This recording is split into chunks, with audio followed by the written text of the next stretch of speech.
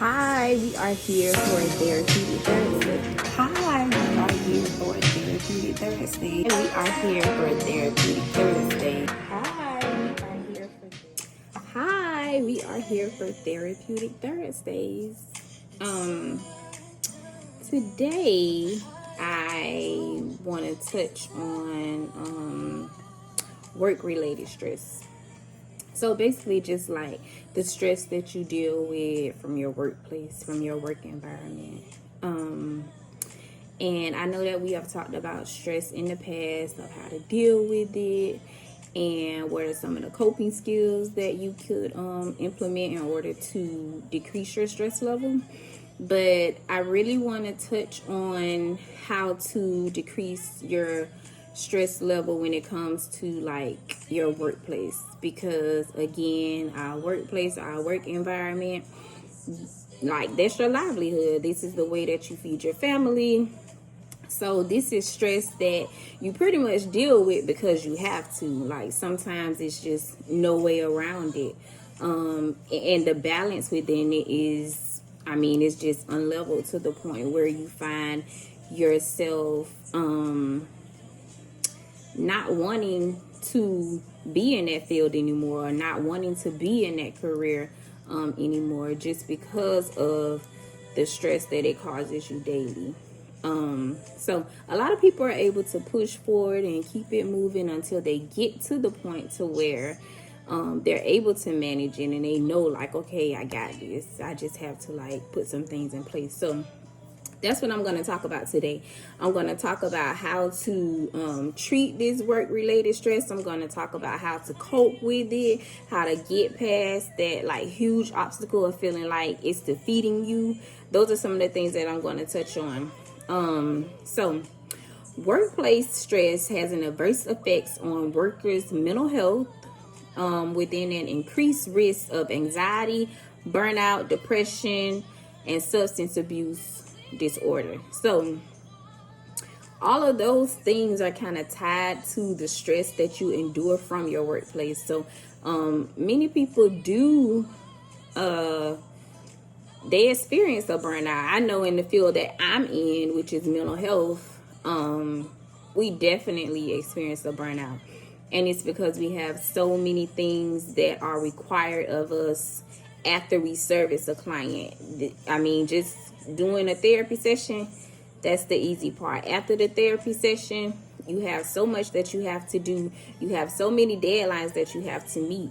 So with work within itself, and then life itself, and then life throws you all kind of curveballs, it begins to be a burnout sometimes. So that's why it's important for even a therapist to have somebody that they can talk to, or for even a therapist to kind of utilize some of those things that we share with our clients, or some of the coping skills that we give our clients, so that we too don't feel that burnout, and we don't feel like we've been defeated with something that we love to do. At least, well, I can't speak for everybody, but me, I love my job, I love my career, so I have to try and keep a balance within that, so that I don't feel burned out, or I don't feel overwhelmed, because I don't want to frown when it comes to going to work, or when I wake up, I'm ready to go to work. When I sit down, I'm ready to talk to clients. So I don't want that to change. I don't want me to feel as if, oh, it's a drag, oh, I gotta talk to these people. No. When you start feeling like that about your profession, it may be time for you to kind of hit that restart button, or give yourself the time you need in order to like recuperate and get back to things. Those who are stressed at work are more likely to engage in unhealthy behaviors. And when I say unhealthy behaviors, basically alcohol, substance abuse, cigarettes, poor dieting. So for me, I know that if I'm stressed, some people, when they stress, they don't eat. When I'm stressed, I eat.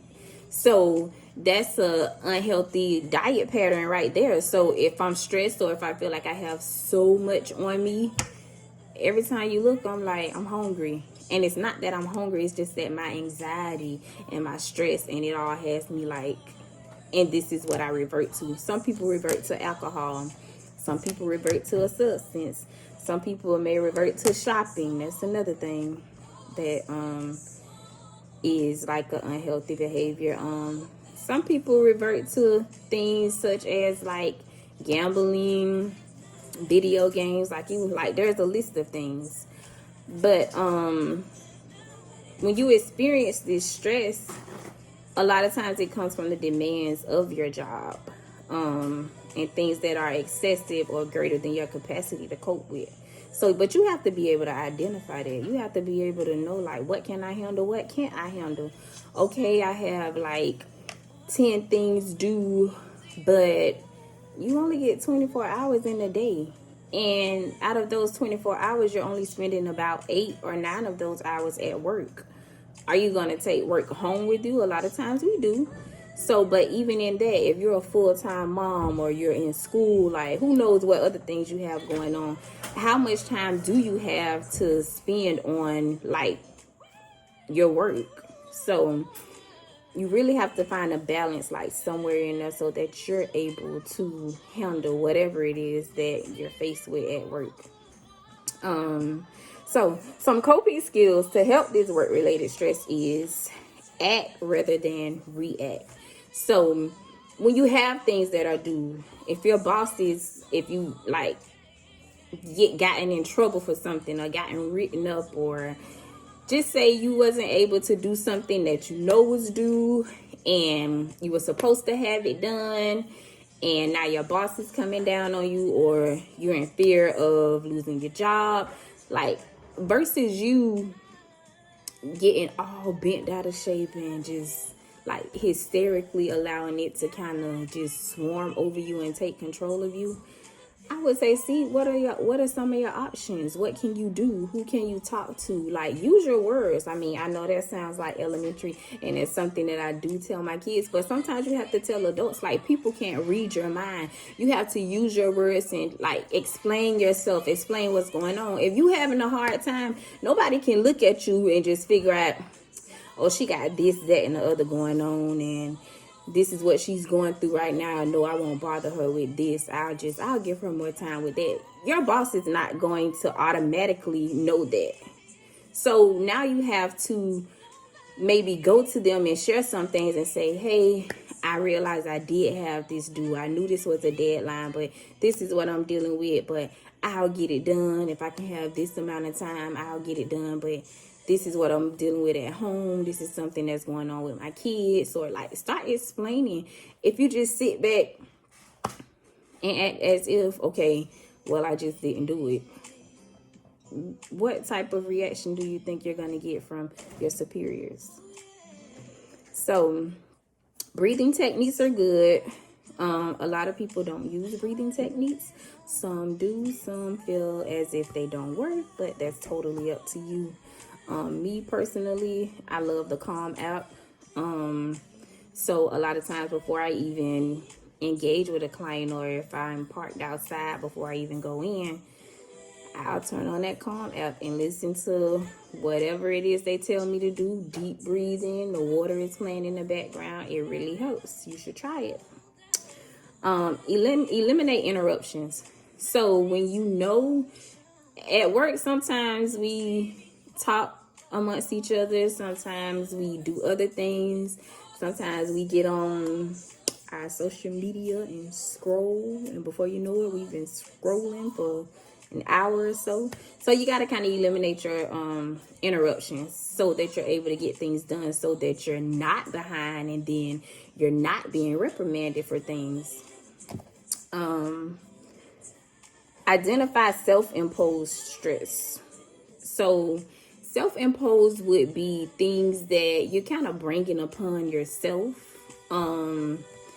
Like if you know you can only handle like a certain amount of clients, but then you take on this huge amount of clients and now it's becoming overwhelming. But that wasn't something that you had to do.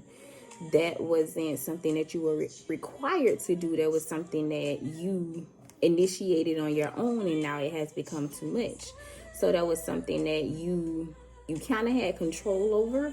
Or once you see that it's not something that I can do, okay, now you need to talk to somebody about, okay, this is what needs to happen, or I need to take a step back from this, or could I step down from this position for a while because I'm really not on top of things. So just talk. Again, communication is key. So last but not least, like, change your story. Change your story means change your perspective of things. Sometimes we just look at things at where we see it or how we see it, and we don't allow ourselves to look at things from a different perspective of how my coworker is looking at it, or how my business partner is looking at it. We automatically just jump to conclusions, and we see things on how we look at it, and that can be like something that could cause you to be more and more stressed, because now you're just leaning to your own understanding instead of you like conversing with others and trying to figure out like how we can get it done, especially if you're a part of a team, or if you have business partners, like, let's work together. So another thing that a lot of corporations have is the EAP program, and that's the Employee Assistance Program. And I know that within that program, they offer you all therapy. And so go to HR, figure out, does your company have that? If they do, take advantage. A lot of times you get like a certain amount of therapy sessions with it. I know that if you're like a college student, sometimes they have free therapy that they offer to college students, because it's stressful. Life is beautiful, but life sometimes throws you curveballs, and when those curveballs come, it doesn't come at ease. It comes like being stressful. It comes with sometimes having to, regardless of what, you still got to keep it moving. I can remember that my first year in the doctoral program, I went to a summer convention for the school, and one of the professors were saying, like, during this journey, you're gonna lose people. Some of your people are gonna pass away. You're gonna have new job opportunities. You may have kids. You may travel. You can just do all types of stuff, but you still got to get, you're on a track. You want to get this degree, so you still got to keep it moving. Not to say that you have to overlook everything that happens, but you got to be able to still move forward, because you have to be determined, and you have to have that much willpower that you're saying, okay, this has happened, but I'm going to keep moving forward, because the clock doesn't stop. No matter what happens, it doesn't stop. It continues to go. So allow yourself to find those coping skills. Find a therapist. See if someone can help you with whatever issues there is that you're dealing with. And make sure that you prioritize your mental health. It's just as important as any medical condition that you have. Mental health is so important. I mean, everything starts up here, right? This tells everything else what to do. So, let's protect that. Again, you can reach out to me if you need any resources. I'm here. And that's all I have for you guys on Therapeutic Thursday.